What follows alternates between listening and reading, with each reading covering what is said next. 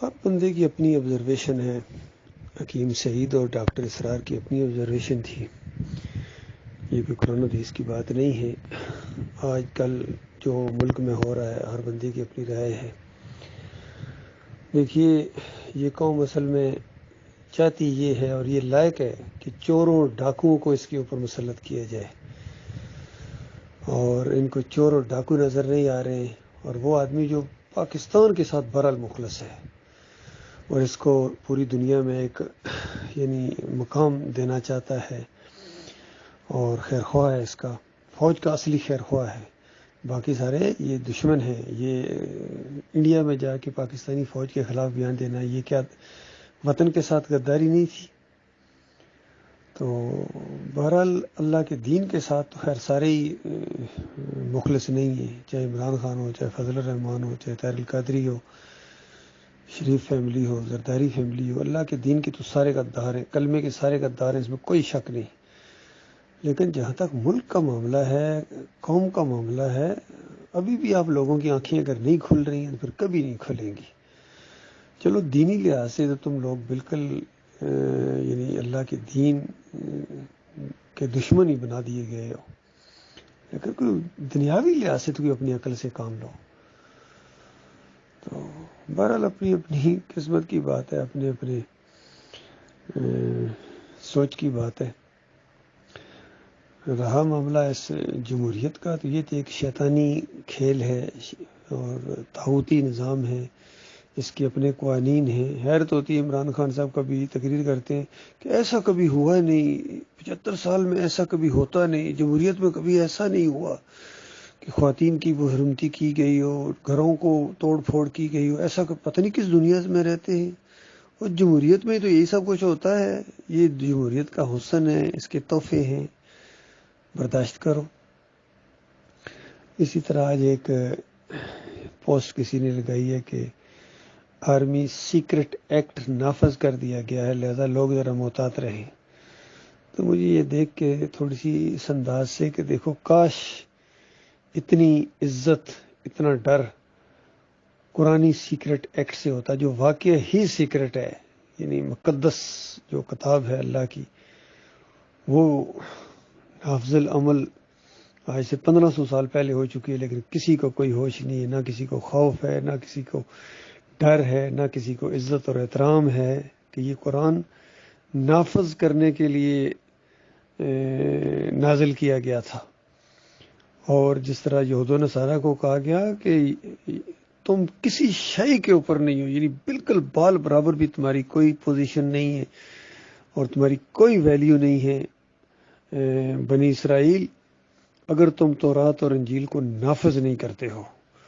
یہ اللہ کی کتاب کی بے حرمتی ہے کہ اس کو نافذ نہ کیا جائے. اس کی میں کبھی مثال دیتا ہوں. 75 سال میں بتاؤ کبھی کسی ایک آدمی کا، چور کا ہاتھ کاٹا گیا ہے؟ نہیں. اب دو باتیں ہیں، یا تو چور ہے ہی کوئی نہیں پاکستان کے اندر، ایک لمحے کے لیے بھی کوئی چور نہیں آیا 75 سال میں، کسی نے جوتی بھی نہیں چرائی ہے مسجدوں سے، اور یا پھر یہ ہے کہ قرآن کو تم نافذ کرتے ہوئے شرماتے ہو، گھبراتے ہو اور اس کو ایک فضول چیز سمجھتے ہو کہ نافذ العمل ہے ہی نہیں ہے. اس سے بڑی کوئی قرآن کی توہین ہو سکتی ہے اور اللہ کی کوئی توہین ہو سکتی ہے. اسی طرح کبھی کسی کو ایک مرتبہ بھی سنسار کیا گیا ہے، حالانکہ اسلامی حکم ہے کہ اگر کوئی شادی شدہ آدمی ہے یا مرد ہے یا عورت ہے، اگر اس کی بدکاری ثابت ہو جائے تو اس کو پتھر مار کے مارا جائے گا. اور اللہ تعالیٰ نے ساتھ ہی بتایا کہ اس معاملے میں مومنوں کو ذرہ برابر ان کے اوپر ترس نہیں آنا چاہیے اللہ کے دین کے معاملے میں، یہ کیونکہ یہ سیکرٹ ایکٹ ہے، نافذ العمل ہے. اللہ کا حکم عمل کرنے کے لیے نازل کیا گیا تھا. جب تک یہ حکم عمل میں آتے رہے، ان پر عمل ہوتا رہا. نبی علیہ السلام کے دور کے اندر، خلفائے راشدین کے دور کے اندر اللہ تعالیٰ نے عزت کی بلندیوں کے اوپر پہنچایا اس قوم کو. اور جب انہوں نے قرآن کو پیچھے پھینک دیا اور دین کو پیشہ بنایا، ان مولویوں نے، پیشہ وروں نے، پیروں اور مولویوں نے، اور ان سیاسی لوگوں نے اکھاڑا بنایا دین کا، تب سے ذلت اور خواری ہے کہ ایٹمی قوت ہونے کے باوجود، دنیا کی بہترین فوج ہمارے پاس، یوتھ ہمارے پاس، انٹلیکچوئل ہمارے پاس، دانشور ہمارے پاس، جرأت والے لیڈر ہمارے پاس، لیکن نہیں ہے تو عزت اور وقار نہیں ہے، ہر جگہ ذلت اور خواری ہے، کیونکہ جس کے ہاتھ میں عزت ہے اسی کے ساتھ بگاڑی ہوئی ہے۔ تو یہ بہت بڑا المیہ ہے میرے بھائیوں، میرے فوجی بھائیوں، میں آپ کا بھائی ہوں، میں کوئی مولوی نہیں ہوں، پیر نہیں ہوں، سیاسی لیڈر نہیں ہوں، میں 7 پنجاب ریجمنٹ سے میرا تعلق ہے، آرمی افسر ہوں، 70th PM میں لانگ کورس کے ساتھ میں پاس آؤٹ ہوا تھا، جونیئر کیڈر بٹالین 9 جو سیریز تھی JC9 جوہر کمپنی سے تھا، پھر بابر کمپنی میں پاکستان ملٹری اکیڈمی میں، پھر 7 پنجاب ریجمنٹ میں۔ آج سے 37 سال پہلے میں یہی بات کہتا رہا تھا کہ دیکھو اپنے دین کی طرف پلٹو، اور اگر نہیں پلٹو گے تو دنیا اور آخرت میں تمہیں ذلت اور خواری سے کوئی بچانے والی چیز نہیں ہے، جہنم منہ کھولے تمہارا انتظار کر رہی ہے۔ اللہ کے دین کو مذاق نہ سمجھو، اللہ کی کتاب کو مذاق نہ سمجھو، اس کو نافذ کرو اپنے اوپر، اور اللہ سے ڈرتے ہوئے، اللہ کی عزت اور احترام کا خیال کرتے ہوئے تم آگے بڑھو۔ دنیا کی کوئی قوم تمہارا مقابلہ نہیں کر سکے گی، یہ سارے نیچے آ جائیں گے، آپ دیکھ لینا۔ اللہ جب تمہارے ساتھ ہوگا تو اللہ اس وقت ساتھ ہوگا جب اللہ کو مانو گے، لا الہ الا اللہ محمد رسول اللہ۔ کتنا سادہ، مختصر اور سادہ سمجھ میں آنے والی بات ہے۔ کون سے اس میں علوم چاہیے، کتنی گردانے چاہیے آپ کو، گرامر کون سی یاد کرنی چاہیے؟ لا الہ الا اللہ، اللہ کے علاوہ کوئی معبود نہیں، یعنی کوئی پکارنے کے لائق نہیں، کوئی داتا دستگیر نہیں، کوئی واسطے وسیلے کے لائق نہیں، کوئی نظر و نیاز کے لائق نہیں۔ تو جب یہ ساری چیزیں ہیں اسی طریقے سے، تو کہاں سے یہ آئے، یہ 11ویں، یہ 12ویں، یہ چادریں، عرس اور میلے اور حلوے اور پانٹے، مزار اور گنبد، یہ کہاں سے آ گئے؟ انہوں نے راستہ روکا ہوا، اللہ کی رحمت کا راستہ روکا ہوا ہے اس عقیدوں نے۔